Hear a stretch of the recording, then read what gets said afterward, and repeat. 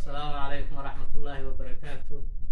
أنا قدوميها ururka naafada ee degmada Abdaal waxaan halkan mahadnaq ballaaran uga jeedinayaa gudoomiyaha dalada naafada Somaliland Daahir Jaamac Diiriye oo la soo gaarsiiyay deeq 20 kartoon oo bariis ah taasoo ka soo diray magaalada Hargeysa.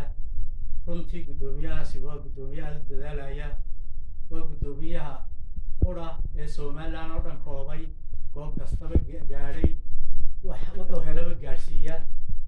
waxaan ka baa uga jeedinayaa ururada kale naafooyinka ah ee ku abtirsada bahda naafada inay daahir oo kale ku daydaan inay dalada naafada ururada Somaliland talaabooyinka ay qaadaan si ay wax u taraan dadka naafada ah ee dalka ku dhaqan ee aad u dhibaataysan ay u helaan cod u hadli kara xaqooda dooni kara dadaalna ay muujiyaan ayaan walaalahayga kalena ku boorinayaa.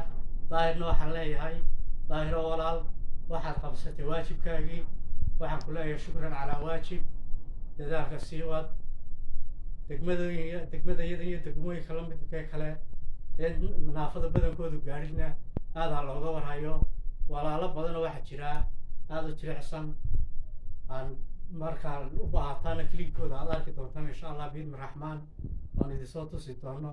marka walaalayaal dhammaanteen baan iskarabsanno naafada aan garab istaagno dadka ugu nugul weeyo ummadda si naafada waxaan leeyahay idinku baraarugo is ogaada inaad tihiin dad nugul oo idinku horta isgaadho oo kii koobi ahaya ka kala gaarsiiyo insha Allah.